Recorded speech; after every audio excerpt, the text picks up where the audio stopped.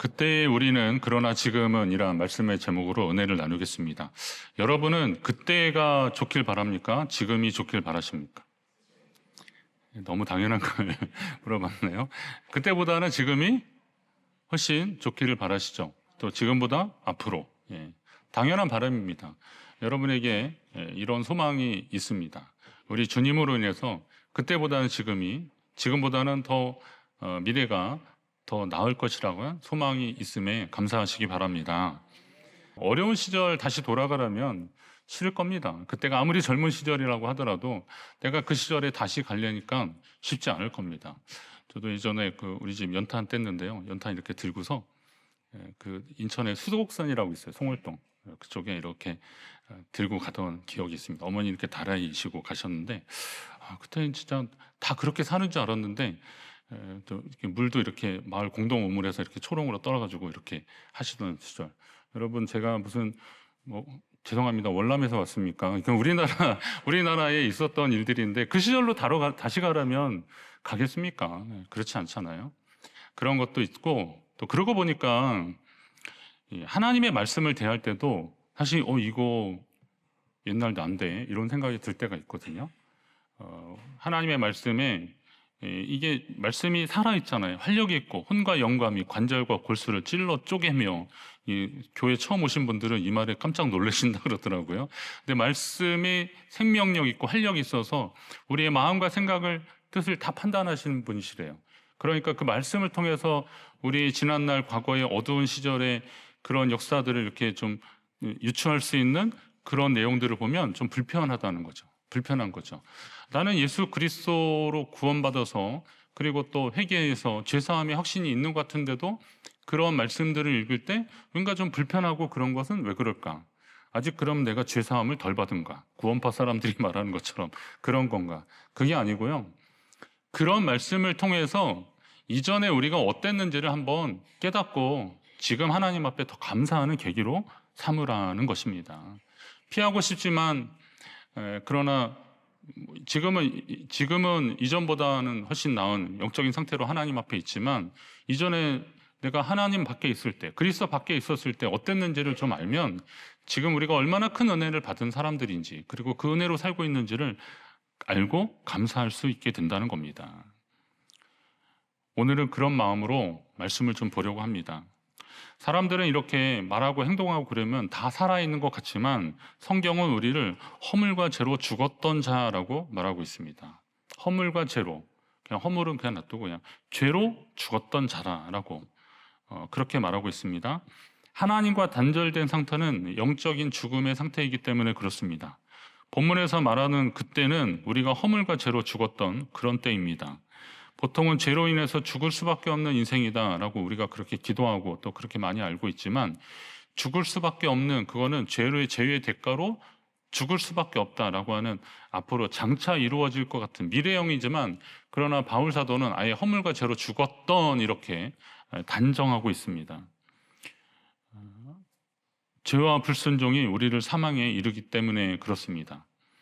바울 자신이 이런 이야기를 아예 단정적으로 할 수 있는 것은 그가 그 대표적인 인물이기 때문에 실감이 나서 아마 이렇게 얘기한 것 같습니다. 그는 유대인 중에 유대인이었고 바리새인 중에 바리새인이었습니다. 철저한 율법을 지키는 유대인이고 바리새인이었습니다. 그가 보니까 하나님을 참 사랑했는데 너무 사랑해서 자칭 하나님의 아들 예수라는 사람이 활동하다가 십자가에 달려 죽었는데 그러니까 유대의 공회에 의해서 판단이 되고 그리고 로마 총독에 의해서 십자가형을 선고받고 그리고 십자가에 달려 죽었는데 그 자기들 선생 예수가 살았다고 주장하면서 부활했다고 주장하면서 그 여전히 그를 믿고 따르는 사람들이야말로 하나님을 모욕하는 사람들이다 라고 단정을 한 거예요. 그래서 그들을 핍박하고 잡아 가두려고 그렇게 애썼던 사람입니다. 만약에 이 바울이 예수님과 동시대의 사람이라면 아마 예수님을 고발하고 십자가에 못 박으라는데 가장 앞장섰을 것입니다. 그 정도의 열심을 냈던 사람입니다. 근데 문제는 이 열심이 잘못된 열심이었다는 거죠. 잘못된 열심. 저는 이 말씀을 이렇게 준비하면서 그런 생각도 해봤어요. 허물과 죄로 죽었던 너희가 그랬는데 저는 어려서부터 교회를 잘 다녔잖아요. 모태신앙이잖아요. 그럼 내가 이렇게 죽을 만한 죄가 뭐가 있을까? 예. 내가 어디 뭐 경찰서 한번 운전하다가 이제 뭐 벌칙금 딱지 한번 몇 번 떼봤지만 그냥 제가 그런 신세를 져본 적이 없는데 내가 그렇게 죽을 죄인이었을까라고 생각이 될 정도입니다. 그런데 어느 영상을 보면서 그 모태신앙이었던 어느 분이 그런 얘기 하더라고요. 죄의 부패성은 이게 가만 놔두면 이게 결국은 살인에 이르게 정도로 이게 자라나는 속성이 있다는 거죠. 죄는 이게 계속 점점 커지는 겁니다. 그러니까 아무리 작은 죄라도 이거 무시하면 안 되는 거예요. 이게 계속 부패하고 그리고 더 강해지면 거기에서 어떤 흉악한 죄가 나올지 모르는 거죠. 그렇기 때문에 나는 살인 강도가 아니다라는 것 때문에 나는 그렇게 죽을 죄를 지지 않았다라고 말하는 것도 교만이고 하나님이 말씀하시는 죄의 속성을 잘못 오해하고 있는 거라는 겁니다. 잘못하고 오해하는 겁니다. 그러니까 잘 생각해 보시면 잘못된 열심으로 하나님을 섬기는 것도 결국은 하나님께 불순종하는 겁니다. 아론에게 나답과 아비후라고는 두 아들이 있었습니다. 제사장이 이제 아론의 아들들이 제사장직을 맡았으니까 이 두 아들들도 제사장이었죠. 근데 이 사람들이 뭐 말하자면 이제 다른 불을 민수기에 보니까 다른 불을 들이다가 죽었다 그랬어요. 다른 불이라 의미가 뭐냐면 원래 그 분향단에다가 그들이 분향을 할 때는 제단에서 꺼지지 않는 제단의 불이 있었는데 이 불을 갖다가 폈어야 되는데 아마도 뭐 무슨 이유인지 다른 불을 갖다가 분향단을 핀 겁니다. 그랬더니 하나님이 그들을 죽게 하셨더라고요. 그럼 제가 이제 생각해 본 거죠. 아니 다른 사람도 아니고 제사장이 그것도 하나님 섬기다가 그 정도 실수한 건데 이걸 이 사람들을 죽인단 말이야. 이게 좀 너무하신 거 아니야? 막 무슨 드라마나 영화 이거 너무한 거 아니야? 막 이런 생각이 들었어요. 그래서 아니, 그러면 이걸 어떻게 받아들여야 될까? 제가 좀 사실 납득이 좀 안 됐어요. 그런데 그 말씀들을 가만히 보면서 아까 제가 말씀드린 거예요. 하나님이 보시기에 적어도 제사장이라면 다른 불을 드리면 안 된다는 거 알았을까요? 몰랐을까요? 알았어요. 알은 거예요. 그랬는데도 그들이 다른 불을 드렸다는 거는요. 불순종한 거예요. 불순종. 그러면 죄의 속성으로 봤을 때 이 불순종이나 그거나 다를 게 하나도 없는 거예요. 살인하지 말라 한 거하고 그렇게 하지 말라 한 거하고 다를 게 하나도 없다는 거죠. 그런데 더 큰 책임을 가져야 되는 제사장이 그렇게 됐다는 거죠. 그러니까 하나님이 그들을 하나님의 말씀에 불순종했을 때 어떻게 되는지에 대한 본을 보이시려고 그렇게 하셨다라는 거죠. 다른 불을 드린 것은 그러니까 다른 불을 들여서 죽은 것이 아니라 하나님의 말씀에 순종하지 않아서 말씀대로 살지 않아서 죽은 것이다라는 겁니다. 자, 이 정도 말씀드리면 이전에 아니면 지금도 어쩌면 반복되고 있는 하나님의 말씀대로 살지 않는 여러분의 삶 때문에 여러분이 참 고민이 깊어지지 않으실까 이런 생각이 드는 겁니다. 특히나 주님을 몰랐던 시절은 오죽했습니까? 그리고 또 주님을 안다고 하면서도 이렇게 잘못된 열심으로 살았던 시절들은 또 어땠을까요? 그럼에도 불구하고 하나님은 우리에게 복음, 기쁜 소식을 전해주시는데 그게 예수 그리스도로 인한 사망에서 생명으로 어둠에서 빛으로 옮겨주시는 그런 역사입니다. 성경은 예수 그리스도를 믿기 이전 혹은 죄 가운데 있을 때를 어둠이라고 표현하는 것을 좀 주목하십시오. 어둠이라고 그러더라고요. 어둠. 베드로 사도가 우리가 알던 베드로전서 2장에 보면 너희는 택하신 족속 왕 같은 제사장 거룩한 나라 그의 소유된 백성인데 왜 하나님이 이렇게 너희를 그렇게 불러주셨냐면 너희를 어두운 데서 불러내어 그의 기이한 빛에 들어가게 하신 이의 아름다운 덕을 선포하게 하려고 말하자면 이제 너희를 구원하시고 그 기이한 빛에 들어가게 하시니 예수 그리스도의 아름다운 덕 예수님을 선포하게 하려고 우리를 왕 같은 제사장 그의 나라 그의 소유로 부르셨다 이렇게 말씀하시는 거예요. 근데 우리를 빛으로 들어가게 하셨는데 그럼 그 전에 어떤 상태였냐? 어둠이었다는 거예요. 어둠. 이게 하나님 밖에 있었던 사람들의 상태였다는 겁니다. 에베소 5장 8절에도 이걸 강조하고 있어요. 너희가 전에는 어둠이더니 그랬어요. 너희가 전에는 어둠이더니 여러분이 전에는 어둠이었다는 거예요. 인정하고 싶지 않지만 그리스도 밖에 있는 사람들은 어둠이었다는 거예요. 그런데 이제는 주 안에서 빛이라, 주의 빛의 자녀들처럼 행하라라고 말씀해 주고 있어요. 만약 우리가 어두운 가운데 계속 있었다면 어떤 일이 벌어졌겠습니까? 본질상 진노의 자녀로서 살았을 것입니다. 그들은 육체의 욕심을 따라 지내며 육체와 마음에 원하는 것을 행하는 자들, 그게 본질상 진노의 자녀, 어둠의 자녀들입니다. 자, 육체의 욕심은 성령을 거스르고 성령은 육체를 거스르고 이 둘이 서로 대적함으로써 성도가 원하는 것, 거룩한 하나님 백성으로서의 삶을 아예 살지 못하도록 계속 방해하고 있다는 거예요. 하나님께 돌아가는 길목을 막고 버티느라 우리가 하나님 백성다운 삶을 살지 못하게 했다는 겁니다. 그래서 바울이 이 사실을 알아서 그가 그런 고백을 하는 거예요. 로마서 7장에 보면 그러므로 내가 한 법을 깨달았는데 그 선을 행하기를 원하는 나에게 악이 함께 있는 것을 알았다는 거예요. 선과 악이 내 안에 함께 있었다. 내 속사람으로서는 하나님의 법을 즐거워하지만 내 지체 속에서는 한 다른 법이 내 마음의 법과 싸워서 내 지체 속에 있는 죄의 법으로 나를 사로잡는 것을 보는도다. 내 안에 선함과 악함이 공존하는데 대부분 그냥 방치하면, 그냥 놔두면 악함이 선을 이기는 구조가 그게 우리의 모습이었다는 거예요. 그래서 바울이 오라 나는 곤고한 사람이로다. 이 사망의 몸에서 누가 나를 건져내랴 이랬습니다. 이 사망의 몸이라는 말이 충격적인데요. 몇 번 말씀드렸는데 이 사망의 몸은 그 형벌 중에서 시신과 함께 묶는 거래요. 그리고 죽을 때까지. 여러분 시신과 함께 묶여져 있다고 한번 생각해 보십시오. 그 코를 찌르는 그 썩는 냄새 이런 거 있잖아요.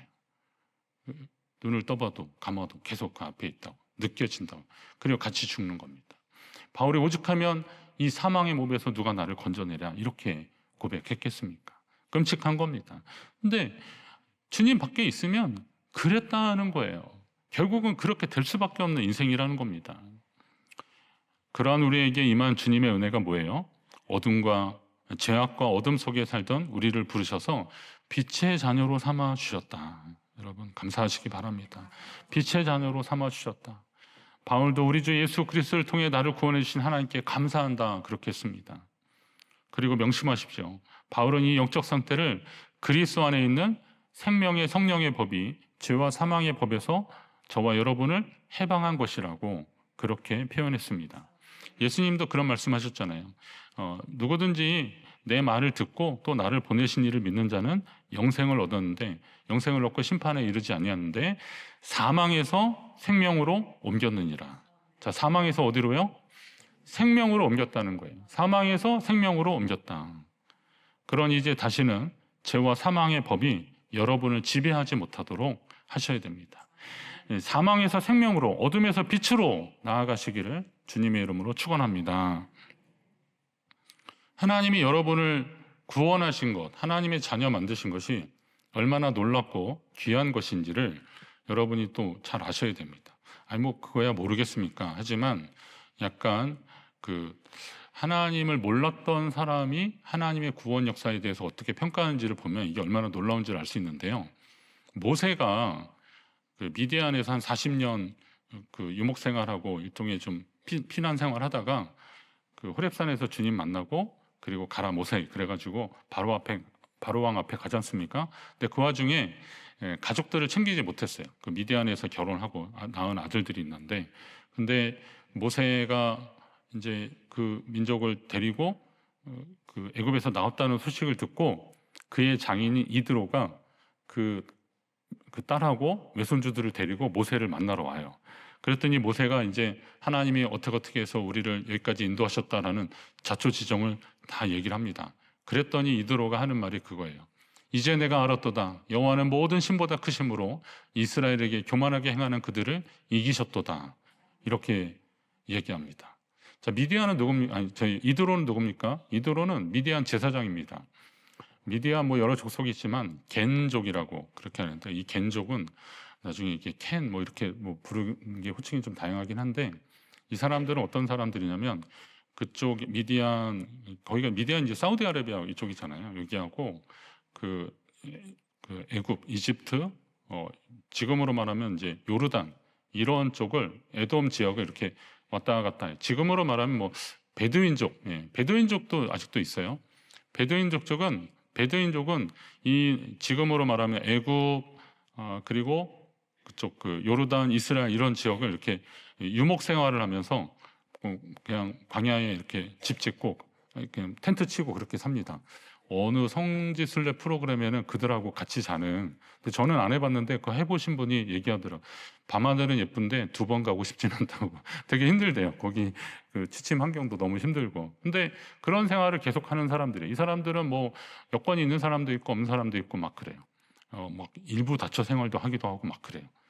그러니까 그 척박한 환경에서 살아남은 사람들, 그 이제 이 말하자면 이 겐족이었던 이드로의 후예들이 바로 이 사람들이 나중에는 그 출애굽 과정에서 같이 가나안 땅에 들어가서 이렇게 섞여서 살긴 하는데, 그래도 그 전통을 이어받았던 사람들인데, 이제 이 그런 미디안 족속의 제사장이었다라는 것, 족장이었다는 거예요.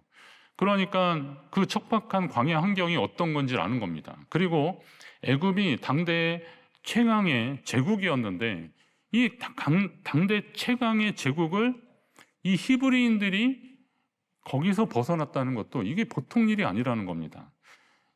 지금 이스라엘 민족이라고 하지만요, 나라 이름도 이스라엘이라고 했지만 당대에서는 이스라엘이라고 하는 이름을 거의 사용할 수 없었어요. 그냥 아브라함과 이삭과 야곱이 이스라엘로 됐고, 그리고 그의 자손들이 애굽으로 건너가서 한 400여 년 고통당했는데, 그 400년을 지나는 동안에 그들은 그냥 히브리인이라고 불려졌습니다. 근데 히브리인이라는 말은 그냥 합비로 좀 이렇게 천한 사람들이다, 노예 계층의 하층의 사람들을 히브리인이라고 부른 거예요. 그러니까 이 히브리인들에게 하나님이 어떤 일을 하셨는지를 보고 그 이방인 제사장, 그 당시에 광야나 애굽의 그 정세에 능통했던 이 이드로가 그 하나님을 찬송하고 있는 거예요. 여호와께서 이스라엘에게 큰 은혜를 베풀어 주셨다라고 말하는 겁니다. 그러고 보면 오늘 우리 인생 가운데 그러니까 이제 이드로가 생각했던 건 뭐냐면 도저히 불가능한 것을 하나님이 행하셨다는 겁니다. 그리고 나서 우리의 삶을 딱 보면 우리는 도저히 우리 개인의 힘과 능력으로는 도저히 불가능한 하나님의 자녀된 자격으로 오늘 이 자리에 있다는 사실을 아셔야 됩니다. 그거는 구원의 상황인데요, 그게 바로 하나님의 은혜라는 겁니다. 은혜. 여러분, 이 은혜에 감사하시기 바랍니다. 그 이전의 상태가 그 어둠이었고 사망이었는데 지금 빛으로, 생명으로 하나님이 옮겨주신 거, 이게 은혜라는 겁니다. 여러분 잘 생각해 보시면 우리가 얼마나 큰 은혜 가운데 살고 있습니까? 우리의 구원이 우리의 능력으로 된 것이 아니라는 거 알면 알수록 이게 얼마나 귀하고 감사한 일입니까? 어쩌면 우리는 그 구원의 원리를 다 이해하지 못했고 하나님의 백성이 되어서 그렇게 이 자리에 있는지도 모릅니다. 하나님을 신뢰하고 하나님이 하신 일들을 신뢰할 때 하나님이 주시는 은혜를 경험할 줄로 믿으시기 바랍니다. 이 성경과 이 교회가 바로 그 하나님의 은혜의 흔적들입니다. 여러분, 다른 데 가서 너무 심각하게 생각할 것도 없어요. 그냥 하나님이 교회를 통해서 지금까지 이 구원의 역사를 하셨고, 그리고 또 이 하나님의 말씀을 통해서 하나님이 그 구원의 역사를 이루셨다라고 하면 그 말씀 안에서 우리가 답을 충분히 찾을 수 있는 거예요. 그리고 그것이 내 것이 되는 게 얼마나 큰 은혜입니까? 뭐 어떤 분들은 우리나라 발전상을 보면서 하나님의 은혜다라고 그렇게 말씀하기도 해요. 맞습니다. 지금 우리나라가 얼마 전에 포브스지에서 이렇게 발표했는데 세계 6위의 강대국이라는 거예요. 좀 저는 이해가 안 되는데 뭐 그쪽에서 그렇다니까 거기가 뭐 무슨 이렇게 찌라시 수준의 그런 거 만드는 회사가 아니잖아요. 그러니까 뭐 그런가? 라고 다시 보게 되는데 왜 그럴까 했더니 우리나라의 그 첨단 뭐 이렇게 그 산업들이, 물론 그런 거 얘기할 때는 이제 양극화나 빈부격차 이런 거 얘기는 안 할 수는 없지만 하여튼 그래도 전체 평균으로 봤을 때는 우리나라가 세계에서 뛰어났다는 거예요. 근데 그 이전에는 어땠는가 한번 생각해 보면 사실 놀라운 은혜를 경험했잖아요. 그래서 이거를 어떤 분들은 하나님이 선교의 도구로 삼으려고 그러셨다라고 그렇게 결론을 지으면서 우리가 이럴 때 더 정신 바짝 차리고 복음 전하는 선교 한국이 돼야 된다 이렇게 말씀하시는 분들도 있고요. 또 멀리 갈 것도 없고 여러분의 생애 가운데 우리가 신앙생활하면서 요즘같이 좋은 환경에서 신앙생활할 수 있을 때가 언제 있었습니까? 잘 생각을 해보십시오. 제가 전에 우리 성도님이 그 성서공회 그 총무 장로님 그 하고 사돈을 맺어서 저하고 이렇게 연결이 돼서 그분이 책을 보내주시고 그러면서 통화도 하고 그랬는데요. 그분이 그런 얘기 하시더라고요. 목사님, 우리나라 성서공회가 세계 최고라는 거예요. 여러분, 이렇게 좋은 성경책 어느 나라에서 볼 수 있는지 아십니까? 제가 그 다른 나라 이렇게 가봐도요, 우리나라처럼 성경 이렇게 좋게 만드는 데 없어요. 아니나 다를까 세계 한 100몇십 개 저기로 이 성경 만들어서 여기서 만들어서 수출한대요. 수출 효자 종목으로 모르겠어요. 기독교적 관점에서는 그렇게 잘한대요. 번역도 열심히 하고. 예. 그래서 이걸 이렇게 나눠준다는 겁니다. 성경, 그리고 말씀, 기도, 그리고 교회 소중히 여기면서 신앙생활 하셔야 되는 겁니다. 자, 다시 그때로 돌아가시겠습니까? 돌아가선 안 되잖아요. 그럴 수도 없잖아요. 그때는 진노의 자녀로 살았기 때문에 우리가 행하는 일들 가운데 소망을 발견하기 어려웠습니다. 그러나 지금 우리의 모습이 어때요? 보라 지금은 은혜 받을 만한 때요. 보라 지금은 구원의 날이로다. 이 말씀이 나오는데 이게 2000년 전의 말씀이잖아요. 그때하고 지금하고 더 좋아지면 좋아졌고 하나님이 더 은혜를 부어주시면 부어주셨지 더해주면 더해주지 감하시진 않을 거라고 본다면 지금이야말로 그 구원의 때, 은혜의 때라는 거예요. 성경을 잘 볼 수 있고 말씀을 잘 들을 수 있고 코로나 생기면서 이 유튜브가 얼마나 발전이 됐는지 어느 교회는 제적교인보다 한 몇십 배 유튜브 채널에 사람들이 몰리는 그런 시대, 다 말씀을 어디서든 들을 수 있는 시대, 지금이 바로 은혜 받은 때라는 겁니다. 그럼 이런 때에 하나님 앞에 감사하시고요, 그리고 하나님이 우리에게 주시고 싶어하는 것들을 받아 누리면 되는 거죠. 그건 뭐냐면 그때의 그 어둠의 일이 아니라 지금 이 생명의 때, 이 빛 가운데 있을 때 하나님의 자녀다운 삶을 선택하시고 그렇게 살아야 한다는 겁니다. 여러분에게 이런 은혜가 있기를 간절히 바랍니다. 어둠에 놓인 진노의 자녀의 삶이 아니라 하나님의 은혜와 구원을 아는 자녀의 삶을 살라고 하나님이 우리를 응원하고 계십니다. 우리는 모두 주님 앞에 다 서게 될 텐데 그렇다면 과거의 모습으로 자랑할 건 없지만 지금의 모습은 하나님의 은혜를 증언하고 있었다라는 그런 모습이 하나님 앞에 보여져야 되는 겁니다. 이 사실은 우리에게 감사와 또 헌신의 삶을 결단하게 하는 겁니다. 여러분, 어떻게 사시겠습니까? 그때 그 모습대로 다시 사시겠습니까? 아니면 날마다 더 새로운 은혜, 더 하나님의 귀한 은혜를 날마다 더 경험하면서 그 하나님의 자녀로, 빛의 자녀로 생명 가운데 사시겠습니까? 오늘 여러분을 주의 자녀로 삼으신 하나님의 뜻을 바로 아셔서 그 믿음의 길을 걸어가시기를 주님의 이름으로 축원합니다.